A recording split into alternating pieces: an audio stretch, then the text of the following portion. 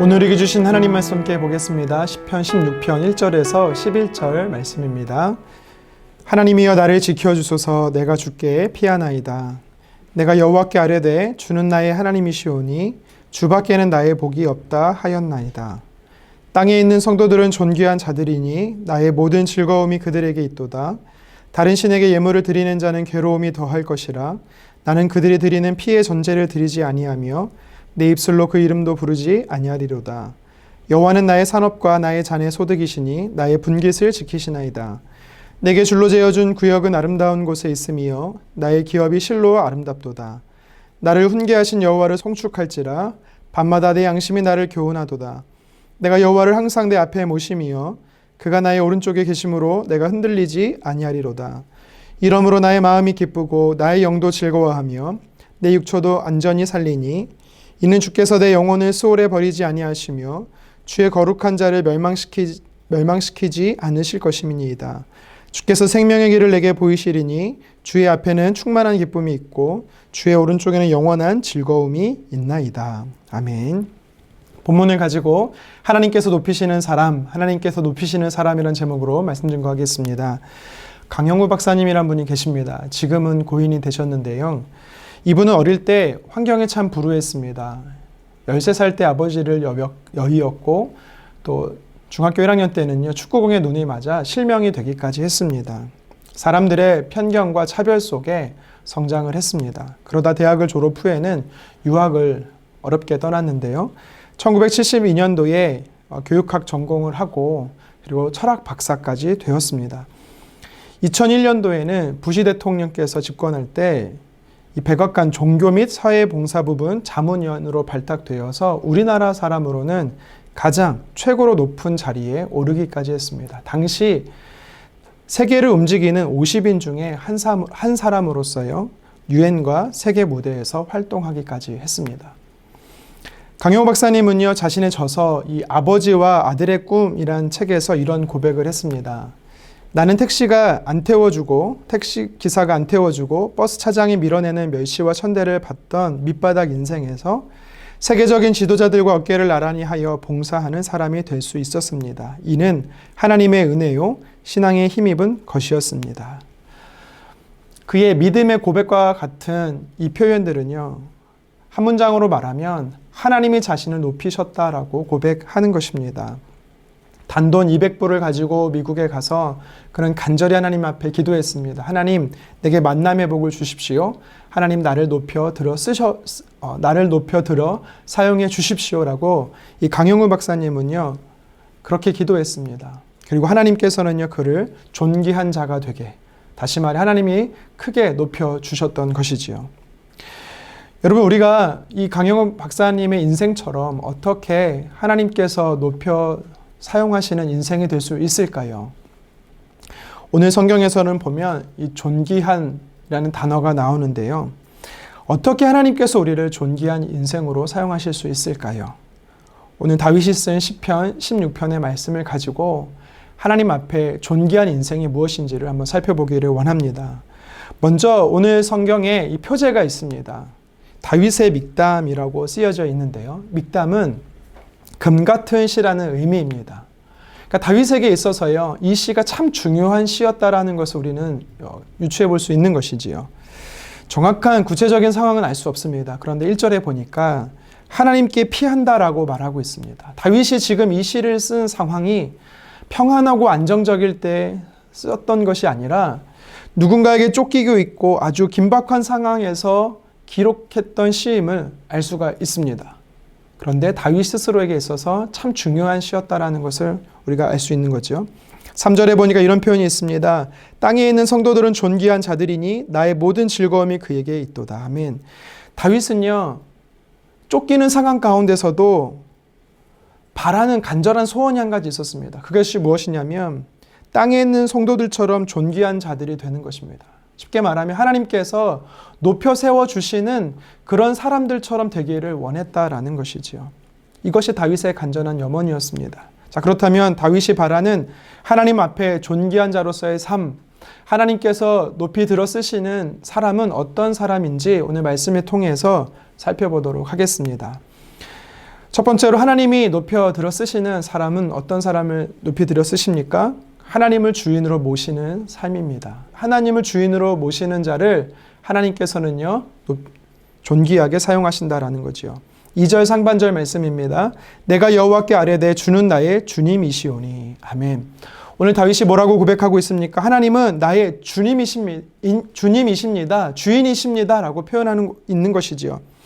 하나님이 내 삶의 왕이요 주인이요 라고 표현하고 있는 것입니다.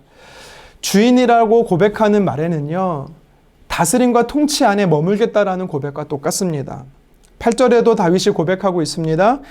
내가 여호와를 항상 내 앞에 모심이여 그가 나의 오른쪽에 계심으로 내가 흔들리지 아니하리로다. 아멘.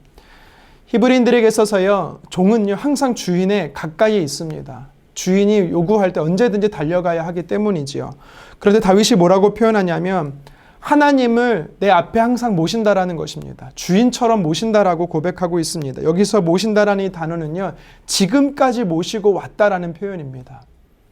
그러니까 다윗에게 있어서요, 그가 이 시를 쓸 때가 언젠지는 정확히 알지 못하지만 그가 쫓기는, 왕으로서 쫓기는 순간이었든 아니면 목동으로서 외로운 시절이었든 아니면 사울 왕에게 쫓기는 어느 순간인지 우리는 알지 못하지만 그 순간까지도 그는 하나님을 내 삶의 주인으로 모시고 왔다라는 것을 우리는 말씀을 통해 알 수가 있습니다. 하나님을 내 삶의 주인으로 모신 자에게 하나님께서 오늘 말씀에 보면 주시는 은혜들이 나옵니다. 8절 하반절에 보십시오. 흔들리지 않았다라고 말하고 있습니다. 다윗은요, 많은 고난을 당하고 있지요. 사울에게도 쫓기고요, 그의 아들에게도 쫓기고요, 많은 사람들에게 모욕도 당했습니다. 굶주리기도 하고요, 목마르기도 했습니다. 그런데 그가 실패한 삶 같은데 어떻게 그는 오늘 말씀에서 흔들리지 않는다라고 이야기하고 있을까요? 하나님을 주인으로 모시는 자는요, 하나님께서 그의 마음을 평안하게 해주신다라는 것을 오늘 말씀을 통해 보게 되는 것입니다. 요동칠 수 있는 상황 가운데도 내가 요동하지 아니하고 안정적일 수 있다라는 것을 하나님께서 베푸시는 은혜가 있다라는 것이죠. 이것으로 그치지 않습니다. 하나님을 주인으로 모신 자에게는요, 9절에 보면 기쁨이 가득하다라고 말합니다. 9절 읽겠습니다. 이러므로 나의 마음이 기쁘고 나의 영도 즐거워하며 내 육체도 안전히 살리니. 아멘. 평안한 것으로 그치는 것이 아니라, 요동치는 마음이 안정되는 것으로 그치는 것이 아니라 그 마음 안에 하나님께서 기쁨을 넣어주셨다라는 것입니다. 이것이 하나님을 주인으로 모시는 자에게 하나님 주시는 은혜지요. 그리고 9절 하반절에도요, 육체도 안전히 살겠다라고 말씀하고 있습니다. 심리적으로 평안함을 주셨을 뿐만 아니라, 심리적인 기쁨을 더해 주셨을 뿐만 아니라 이제는 그 육체가 안전할 수 있도록 환경까지 바꿔주시는 하나님의 은혜를 오늘 말씀을 통해 보게 되는 것입니다.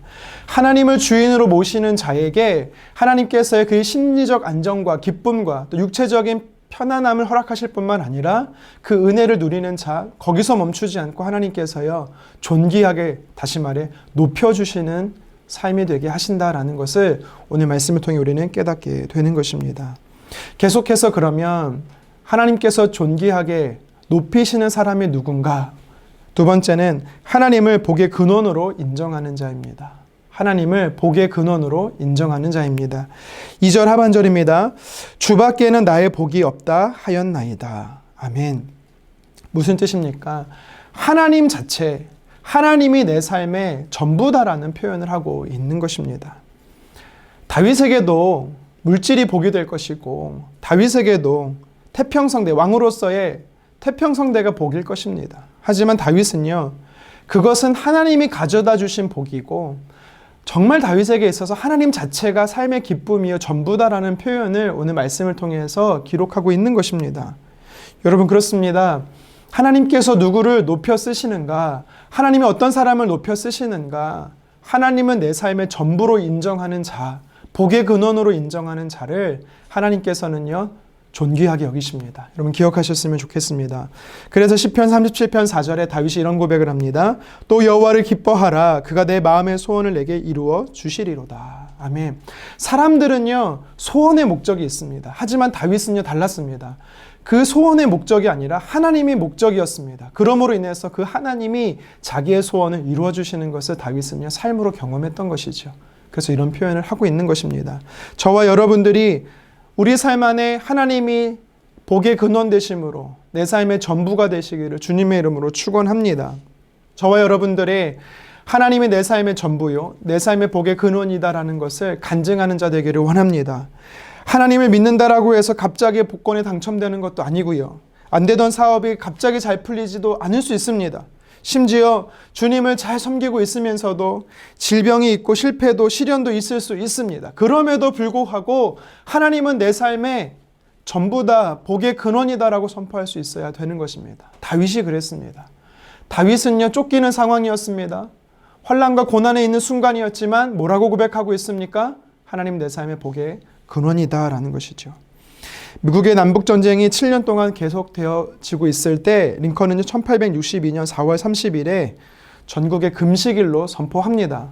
그러면서 그가 연설을 하는데 유명한 내용이 있습니다. 제가 한번 읽어드리겠습니다. 미국의 비극은 우리 모두가 하나님을 떠났기 때문입니다. 비극을 종식시킬 수 있는 길은 오직 하나님께로 돌아가는 것뿐입니다.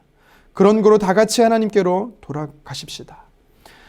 마치 신앙의 고백을 하고 있듯이 이 링컨이 연설을 하고 있습니다.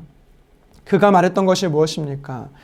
환난과 고난과 비극의 시작이 어디서부터냐? 하나님과 멀어진 것에서부터 시작됐다라고 말합니다.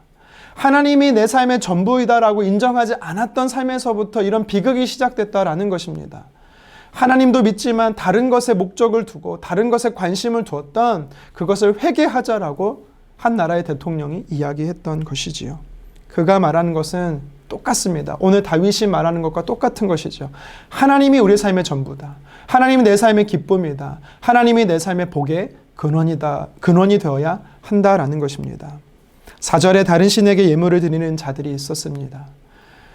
그리스도인이라고 말하면서 하나님이 내 삶의 전부가 되지 않고 하나님도 믿는다라고 말하면서 다른 것에 우리가 목적을 두고 있지는 않는지 한번 내 삶을 돌이켜봐야 되는 것이지요. 다윗은 5절에도 자신의 분깃이 하나님이시다라고 고백을 합니다. 그의 삶의 전부가 하나님이다라는 것이지요. 돈, 명예, 권력 이것들이 우리에게 주는 기쁨이 있습니다. 하지만 그것은 잠시 잠깐이다라고 말하지요. 그것이 우리 삶의 목적이 되어서는 안 됩니다. 하나님이 빠진 물질과 명예와 권력은요, 결국 우리에게 우상이 되는 것입니다. 그래서 하나님 자체를 내 삶의 복의 전부로, 근원으로 여기는 저와 여러분 되기를 다시 한번 축원합니다. 다윗이 간절히 염원했던 것이 있습니다. 그것이 무엇입니까? 하나님 앞에 존귀한 자로 살아가는 것입니다.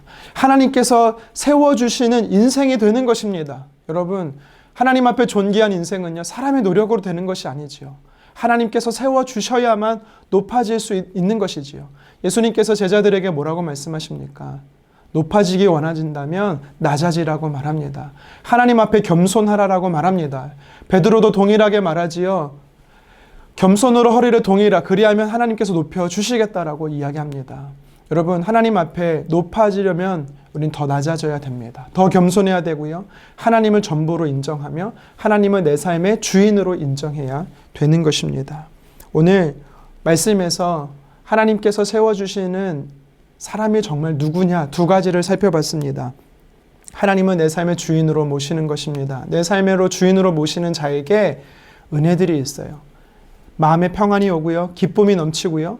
육체의 안정을 하나님께서 허락하신다라고 말씀하셨습니다. 뿐만 아니라 누구를 하나님께서 존귀하게 높여주시는가? 하나님 자체를 복의 근원으로 인정하는 사람이다라고 했습니다. 저와 여러분들이 이렇게 고백하는 자 되기 원합니다. 하나님이 내 삶의 전부입니다. 복의 근원이십니다. 뿐만 아니라 하나님 내 삶의 주인이십니다. 이런 고백을 매일매일 하되 오늘 특별히 내게 허락하시는 삶의 현장 속에서 어디를 가고 누구를 만나고 무엇을 하든지 하나님 앞에 귀하게 쓰임받는 저와 여러분 되기를 주님의 이름으로 축원합니다. 기도하겠습니다.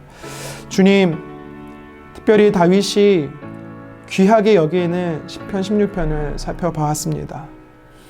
그에게 있어서 하나님이 어떤 분이신가? 나를 높여 들여 쓰셨던, 나를 존귀하게 사용하셨던 하나님이시다라는 고백을 오늘 말씀을 통해 살펴봤습니다. 하나님, 특별히 모든 성도님들이 하나님 나라에서 하나님께서 들어 쓰시는, 하나님께서 존귀하게 여기시는 사람으로 쓰임받기를 간절히 원합니다. 그러기 위해서 다윗과 같이 하나님 내 삶의 전부이십니다.